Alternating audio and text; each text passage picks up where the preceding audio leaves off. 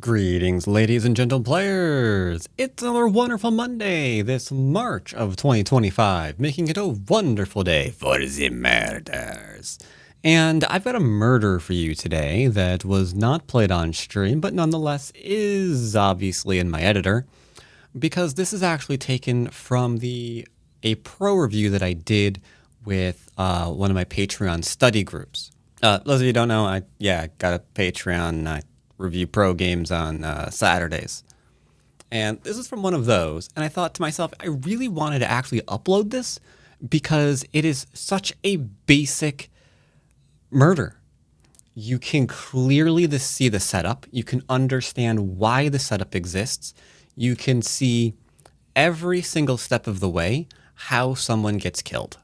And it is phenomenal. Very rarely is it just so easy and clean of an example to look at this high of a level. It's super rare.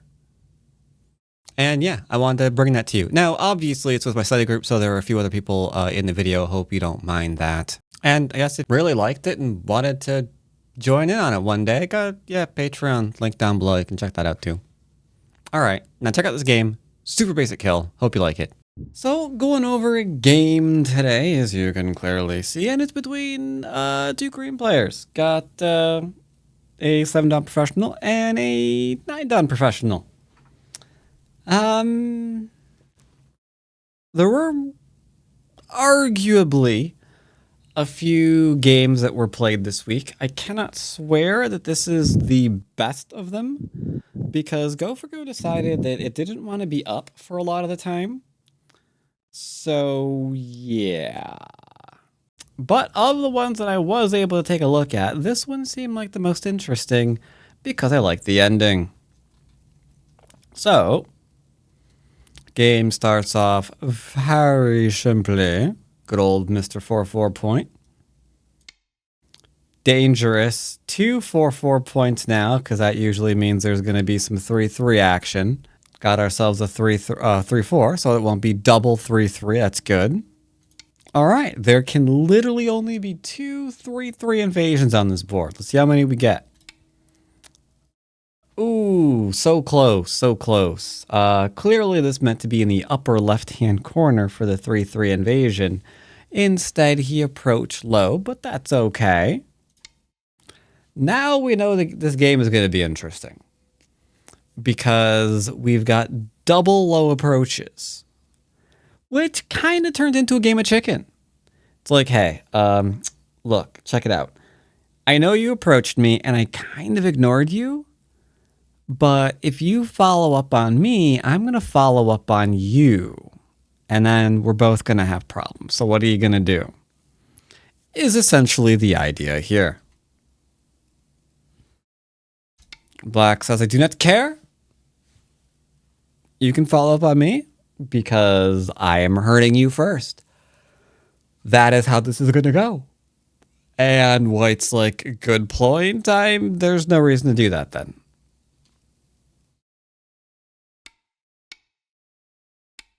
So we play this. Now this is an interesting move. What does this move... what does this move say, if anything? Does anybody wish to hazard a guess? I want territory and I'm willing to give away Sente for it. Maybe. Anybody else? Usually white will go and extend once and then do a one-space jump, and then black takes Sente, but it seems like white wants Sente here. They're giving up, they're letting black take more influence in exchange, though. That is what's going on, yes. If black extends one more time, white, being completely solid and alive now, will be playing away. That is the idea. Why would white be playing away? Well, it kind of has like this little thingy that they would ideally like to follow up on. But then again, there's two corners. There's like enclosures and approaches and whatnot there. So, all right, we got an idea. White's fighting for Sente, but black is also going to say that influence is good and not respond. Yes, this allows Hane ahead of 2 and 3. That is true. But it's being done for a reason. There's the before-mentioned Hane. Black follows up.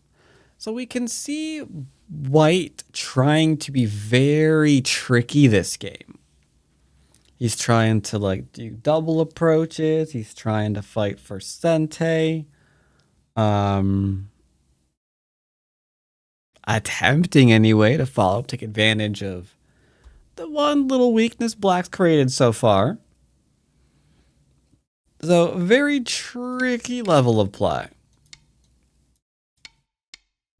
Is this an under? It is an under, okay.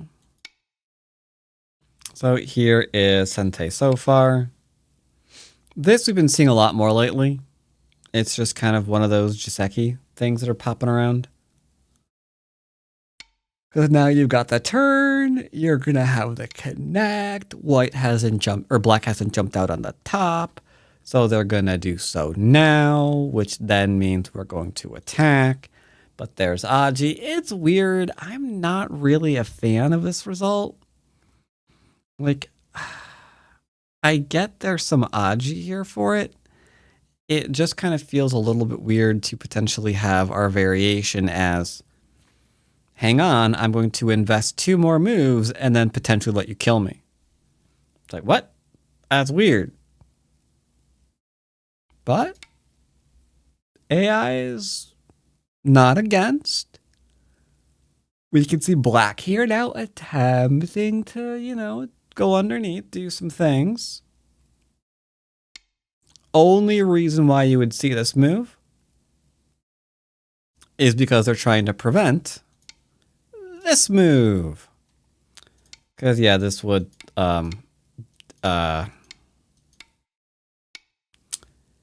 this would suck. It does not matter that you get to not be dead. Probably there too, actually. Yeah, it's very much a pain in the butt. And then there's still the freaking small knight. So he's gotta go back and play the connection. Again, why? If he played away, just literally anywhere else. A couple of things you have an option of here. You could do this. Now, we're probably going to Seki at best. You might even have a straight connect.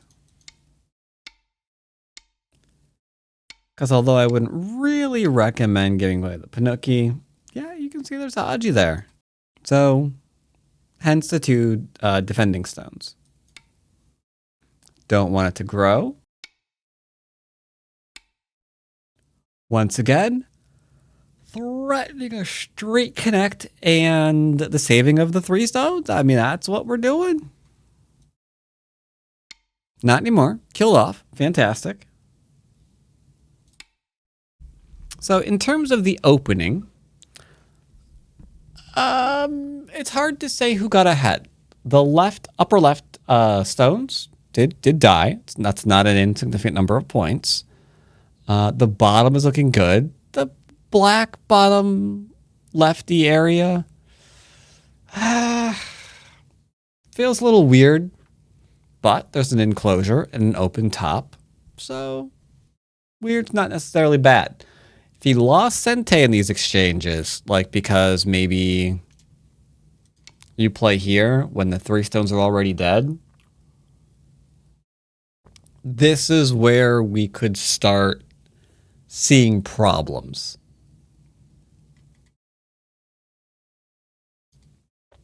But kept Sente. Now we're taking a big bunch of territory there. The lean here says we're going to lean on the bottom side to attack the right side. Interesting. Until he just goes and settles, which is not great, but it's okay too.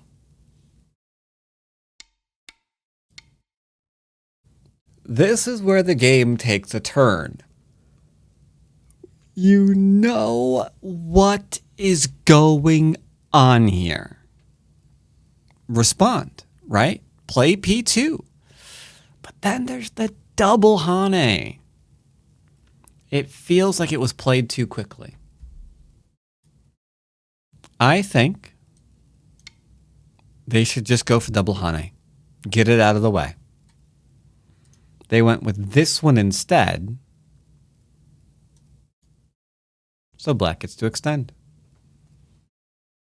Now we have to decide what we're doing.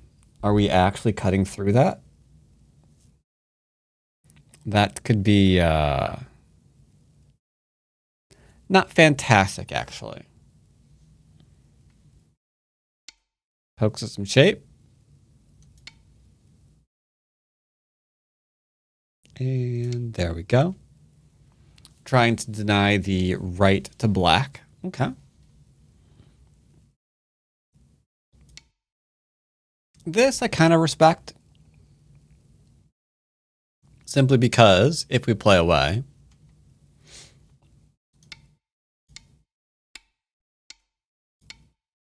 you've got all of this kind of stuff.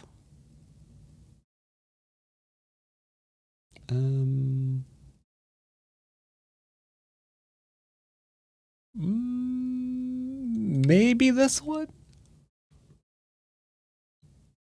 Hard to say which, but we can say that there's still a disconnection there.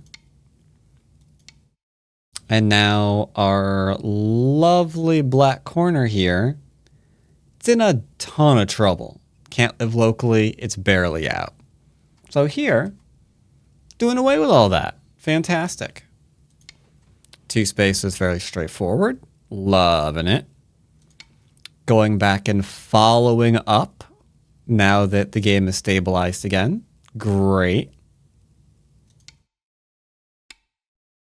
Doing a bit of building. White contests.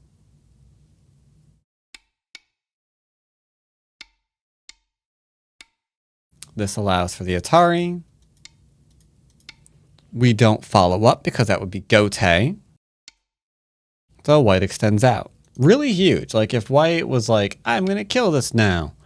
Black is fine. So they could go forth. Continue building. That'd be great. This is a problem. Yeah, if we had played away, we can do this one still. Start building up the top.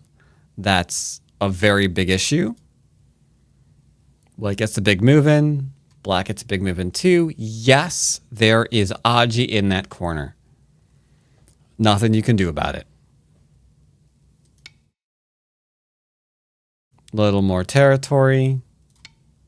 But the top is huge because remember, this is already dead. If it extends to try to leave, you just net it and you're fine.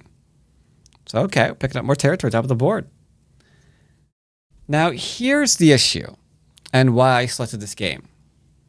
Because so far this is just, yeah, okay, no one's really getting ahead. If you look at score estimator, the game is it's like a 0.8 game. Very, very even. Very, very even. But there is always a time in a game, if you're paying attention to it, where things can happen. Someone decides not to defend something, either because they want to attack something else, invade something, grow something. That becomes the problem. The shoulder hit, not a problem, as long as we defend it. Very key, important word there. Black extends, bop, bop, bop. White's playing to get ahead. Black cuts off. Why? Well, because someone decided defending is above them. So, let's see what's going on here. Now, to be clear, F5, the extend down there, can be a problem. But it's a contained problem. Black's going to be fine. The top of the board is where everything is. To his credit, he's like, nope. I will defend myself a little bit. Forcing.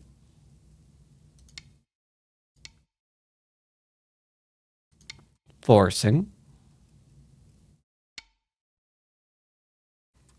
Not so forcing unless you extend up, in which case you made a mistake, because now you would have 3 groups that you're committing to in the middle of the board. That would be an embarrassing way to start losing. So with group number 1 and group number 2, both arguably in trouble, you wouldn't want to make a third one. To be fair, you're probably not that happy of making 2 of them to begin with, but you definitely don't want to make a third one. So here we go. White defends all of their territory, making a play for Estimator. Estimator knows what's going to happen, I feel, a little bit. Never mind that. But they're making a play to keep themselves in the game, or dare I say, ahead of the game. So, let's start with Pico. It is your move on the board. Where are you looking? Oh Your my opponent goodness. defended all the things. They left 2 things behind. What are we doing? Because this is the Well- reason why I picked this game. I'm going to try and split the 2 groups that are in the middle and Okay. prevent them from becoming one group. Okay, where? And I'm going to start. I'm going to try and play P12. That's just. P12. Okay. And now we have a dragon. What is your recommendation, or are we agreeing with P12? There's a few options, but I think it's N13. You think it's N13? Okay. And last but not least, Mr. B. So, usually when there's 2 groups, you want to lean on one to attack on the other. Okay. So, P12 does divide, but usually when you're leaning for strength, it's more of a contact move. There's 2 moves that pop into my head here, Q10 and Q12, the shoulder hit and the attachment respectively. If one of those can be had in Sente, then a cap on that center group looks very, very, very scary. Okay, so that's a bit more. That's a bit more severe for sure. I would say if we were going to go that route, these were not the ones that you'd be interested in. You would be interested in the direct connect. That way, you're immediately threatening Hane and off with the head. I like P12. I think Q12 is okay too. I don't like N13 so much because I can't find the follow-up for it. Like, I can see the clamp at M14, but it looks a little bit weak. So 7P goes with this one. But yeah, this one's kind of nice because we can't go through here. That's suicide. Jumping up here is a very textbook problem. This is completely fine. You can absolutely play this. It's a great move. And I think... Oh, further thought. It's just that if you do play it, that's also going to be a textbook's position, so we know exactly what we're getting. Attachment, very similar. We're probably going to play here, here, into here. If we answer it, we're probably going to get ignored. And then it's a little questionable as to what's going on here. We're probably going to have to sweep the leg. But I think this is still fine. This one, not textbook. It's a little bit lighter, but it's also, annoyingly enough, more difficult to answer because we can't just be like, oh, hey, I know the Joseki here. We attach and do this. Or we make this shape. Because this is just like, well, crap. I'm kind of capped. Do I still jump? I kind of dig it. It's a little bit more annoying to deal with. White says, my middle must be the answer. This has got to be what's really under attack right now. And he's probably right. He's probably 100% right. Because like if we answer this one, there could be issues there. If he really wants to connect out, there could be issues here. Now it's surrounded now. Maybe we directly attack, right? Whole bunch of different ideas. So 7 Professional looked at all those, said, that's the problem. That group right there, that one's the problem. Black says, yes, that is the problem. The only problem is, what are you going to do about it? White says, I'm going to keep reducing you. That seems rude. Finding the shape point here is difficult. I don't want to give a hint as to why it's difficult. Suffice to say, who can tell me what the shape point is here? M14. Okay, I can label that M14. Clamp to get rid of the eye. Okay. Any other recommends for the shape point? I was thinking of playing like J18 first to try and like make sure it can't try and get an eye on the bottom somewhere. Okay. And Mr. B? So I was also tempted to do that with K18, but then I noticed L18 makes the broken knights shape, so that can't possibly be... K18 cannot be the answer because of that shape. So maybe instead of trying to very severely attack that group, maybe strengthen the outside, let it struggle to live, and then counterattack the outside group Okay. with the added strength. Of the ideas that I have heard, the idea of playing somewhere over in here, I like the best, though not necessarily for the reason that you're giving. The answer is here, and the reason for that is, let's say we do the outside thing. We have to keep in mind there is a countercut. Now our 3 stones have been separated completely. This is no longer an attack against white. It's now an attack against black. So I kind of tricked you a little bit when I asked for the shape point. The shape point here was for black's shape point. Now, incidentally, it also acts against white's shape point because we are going after that L15 eye from below rather than from above.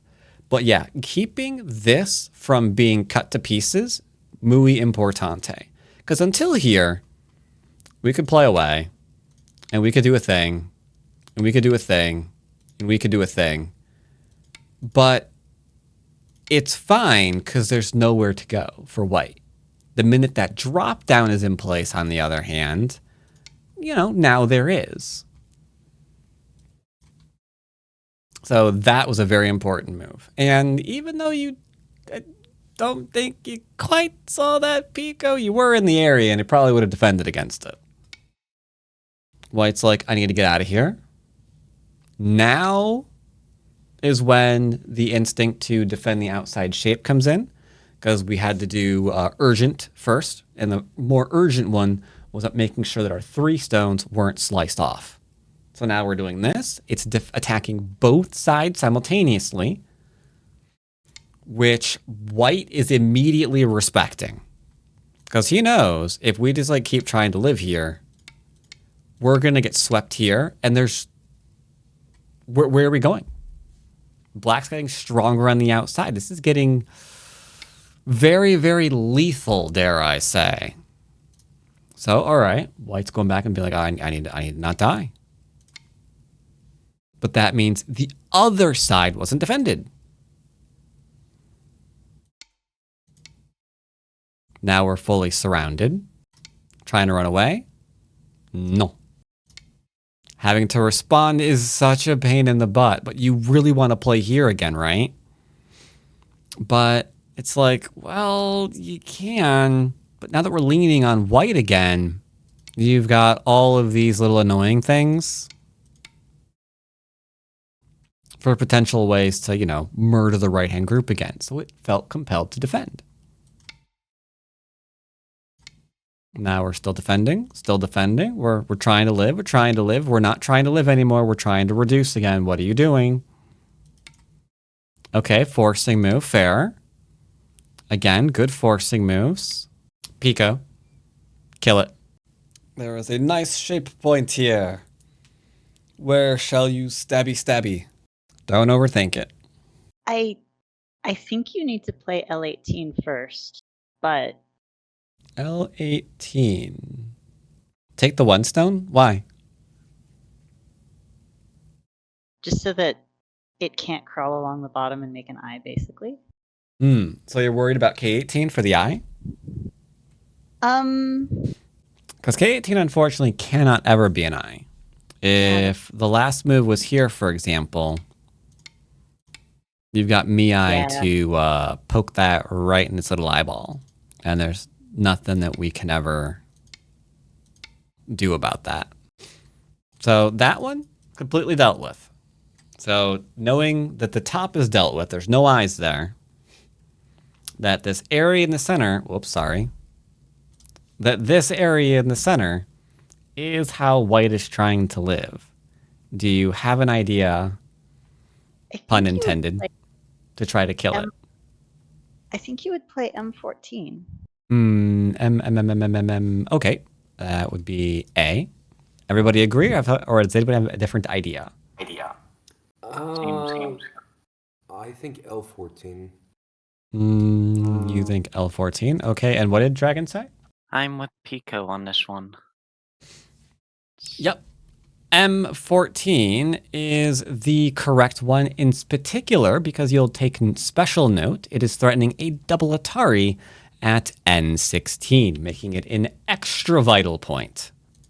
White has no choice but to connect the double Atari because there's no way you're living. If that happens, at that point, we can mosey on over and try to connect up. White is going to fight us on Sente. Sure. Fair play to you. And now the only other way they can try to live, because we already know the top can't live, is to try to make an eye here, which is instantly poked out. Don't get caught in the scam of the cut, because if you block hard right now, you've opened up P17. So that is one that I might make a mistake on in sudden death, because I've been doing that like all bloody week. I'll just be like, oh yeah, click there, like ha ha ha. You just let them live, because now you have to go back and play here. And now if we try to go and take that out, we have done screwed up. Sag. So that is very important. Try and make the cut work anyway. The Atari, you're fine. And then black's going to be fine because they're going to defend, obviously, the cutting point. And white's dead. So they resign. Nothing they can do. Way to go, 7, killing a 9. Fantastic. Loving it. And more to the point, I loved it because it started here. Could defend right now. You could play something like this. You can just play some kind of middly move. You can even take what probably is a forcing move. Right? It's probably even a forcing move because is black going to want to go back and play over here now? Right? Because black's not going to be like, hey, I'm going to connect here now. Like, oh no. And then I'm just going to develop, I guess. Like, you can't do this. That's insane. It's too much territory, right? But, there was something in the back of white's head. It's like, you know what? I want this one extra move first. Just want that one extra move first. Which gave rise to an attack. White thought they could handle it.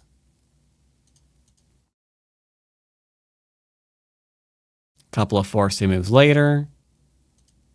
Couple of forcing moves later. Again, could avoid. But they're refusing to give a few extra points to the opponent. Right? Just can't allow that to happen. So they deny it again. And after that, Black was apparently all out of patience. Went ahead for a textbook splitting attack. Got a cap in, minded his shape. This one is so important that you noticed that pushed and cut was going to cut off the 3. Defended his stones because there's 2 groups involved, not just one. And then, yeah, White, professional though he is, can't rewrite the laws of the game. Having to defend 2 places simultaneously, it's kind of beyond a 9-down professional. So, he got killed. Up until then, it's mostly just keeping the game even. That one little greedy thing in the back of your head, though. That's what kind of did you in. Interesting game, though. And I hope you like this rather textbook example. That was very cool. Thank you. Mm-hmm. I think I need to work on my life and death.